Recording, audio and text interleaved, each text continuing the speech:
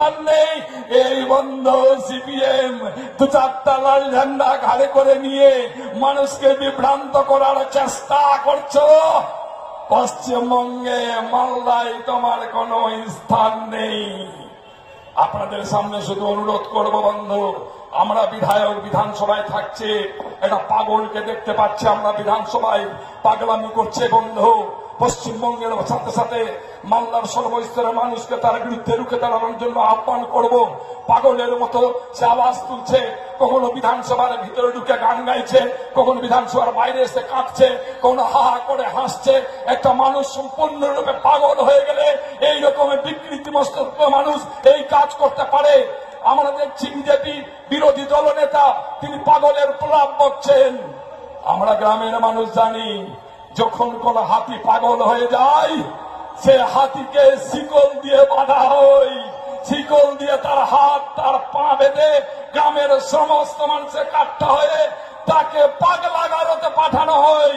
শুভেন্দু অধিকারীকে তৃণমূল কংগ্রেস কর্মীরা সাধারণ মানুষেরা তারা হাত পা শিকল দিয়ে বেঁধে রাখতে হবে। না তো যেভাবে সাম্প্রদায়িক কথাবার্তা বলছে বন্ধু, যেভাবে জাতপাতের কথা বলার মধ্য দিয়ে পশ্চিমবঙ্গটাকে জাতপাতের নামে ভাগ করে দেওয়ার চেষ্টা করছে, সাম্প্রদায়িক বিদ্বেষ ছড়িয়ে পশ্চিমবঙ্গের যে আমাদের মধ্যে একটা ভাইচারা, সে ভাইচারাকে ভেঙে চুরমার করে দিয়ে সাম্প্রদায়িক সম্প্রীতি বিনষ্ট করছে। তারা বলছে আজকে পশ্চিমবঙ্গের বিভিন্ন জায়গায় সাম্প্রদায়িক হানাহানি হচ্ছে। সাম্প্রদায়িক হানাহানি হচ্ছে যেভাবে শুভেন্দু অধিকারী বক্তব্য রাখছেন, যেভাবে সুকান্ত মজুমদার বক্তব্য রাখছেন, যেভাবে আলিপুর দুয়ারে প্রধানমন্ত্রী বক্তব্য রেখে গেলেন, যেভাবে নেতাজির ইন্ডোর স্টেডিয়ামে স্বরাষ্ট্রমন্ত্রী বক্তব্য রেখে গেলেন, তারা শুধুমাত্র তারা বক্তব্যের মধ্যে দিয়ে পশ্চিমবঙ্গের শান্ত পরিবেশকে অশান্ত করে দিয়ে সাম্প্রদায়িক দাঙ্গার মধ্য দিয়ে গরিব মানুষকে মৃত্যুর মুখে ঠেলে দেওয়ার চেষ্টা করছেন বন্ধু।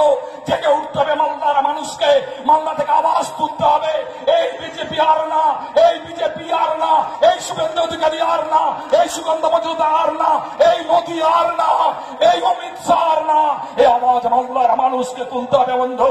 এগিয়ে আসতে হবে শুধু একমাত্র আজকে একটা মহান ছেলের মধ্য দিয়ে নয়, আগামী দিনে আরো বেশি করে গ্রামে গঞ্জে বুথে বুথে প্রত্যেকটা ওয়ার্ডে ওয়ার্ডে আরো বেশি জাগ্রত হয়ে উঠতে হবে এদের বিরুদ্ধে, যারা আমাদের শান্তি শৃঙ্খলা পশ্চিমবঙ্গের সভ্য সংস্কৃতিকে শেষ করে দিতে চাই, যারা আমাদের মধ্যে ঐক্যতাকে ভেঙে চুরমার করে দিতে চাই শুধুমাত্র পশ্চিমবঙ্গের ক্ষমতায় থাকার জন্য, পশ্চিমবঙ্গের ক্ষমতাটাকে দখল করার জন্য, পশ্চিমবঙ্গ উত্তরপ্রদেশের মতো পশ্চিমবঙ্গের ক্ষমতা আসীন হয়ে যোগীর মতো একটা লোককে ক্ষমতায় বসিয়ে দেওয়ার পর গোটা পশ্চিমবঙ্গটাকে ভেঙে চুরমার করে মানুষের জীবন জীবন